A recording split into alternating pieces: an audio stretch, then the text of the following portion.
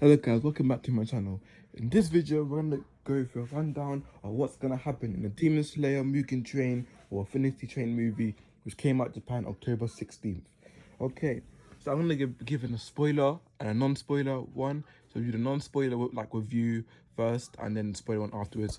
For the non-spoiler one, I'm just gonna be going through the stuff that you see on the trailer and some conclusions out of it, and just what the movie's gonna be like. And then the spoiler one, I'm just gonna be giving you my just technically my opinions on the movie. And yeah, I thought so. We already know that they're gonna be on the train, and the trailer already says that they're gonna be like a demon already in the train. So they're gonna have to find. We know Tanjiro's gonna fight that demon. We see that in the trailer. However, before that, we see them in we see Tanjiro with his family. So that this is gonna be in Tanjiro's dream. Inosuke, Tanjiro and Zenitsu is all gonna have their own little dream sequence that they have to break out of. The way they break out of it, I can't tell due to spoilers. However, but when they do break out of it, they realize that they get attacked by demons.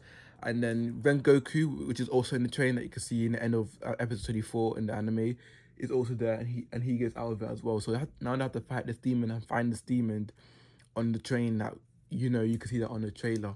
So that's what the premise of the movie is. This is what it really shows.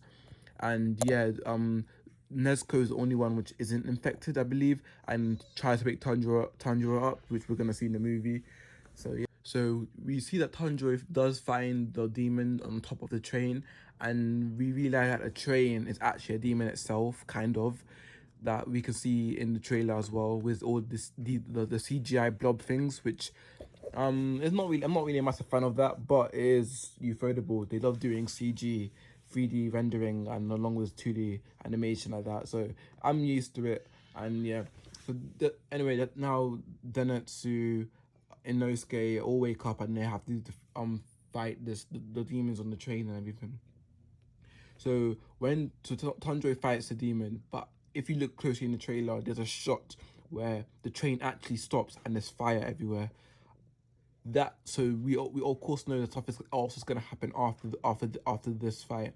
Another fight is probably going to happen. This is, we can see that in the trailer. If you think hard enough, the train does stop and there's fire around it. Unless the battle continues, then yeah. So now I'm gonna be giving you the slight spoilers. This is not major spoilers that could come after, but slight spoilers that another demon actually does appear, and that this is actually the main focus of the fight. This is gonna be the main part and the best part of the movie, which they don't advertise or show in the trailer or anything. But of course, I read the manga, so I know what's gonna happen next.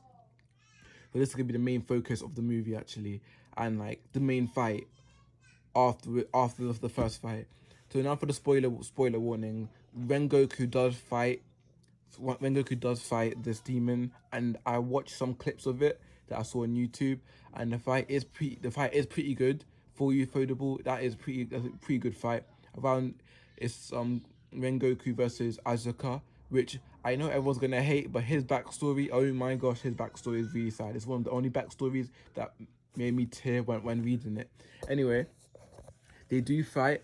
However, if you read the manga, spoiler warning, Rengoku does lose the fight, and Akazuka has to run away. And there's a really touching moment where Tanjiro tells or shouts at Akazuka, telling him to come back.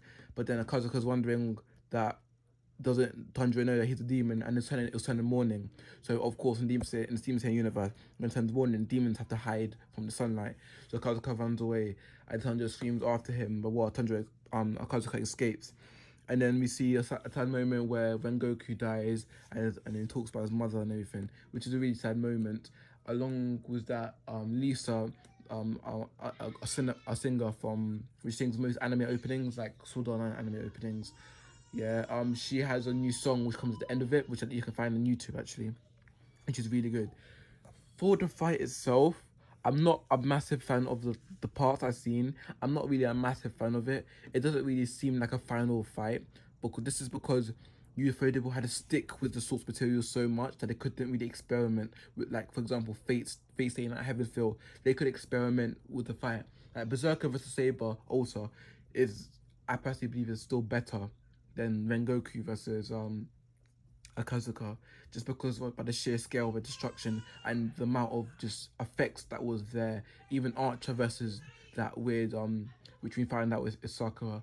Archer versus Sakura in Fate Stay Night, the second movie, was also really good. So compared to the fight Rengoku versus Akazuka, the effects are pretty good, but of course they had to follow the source material.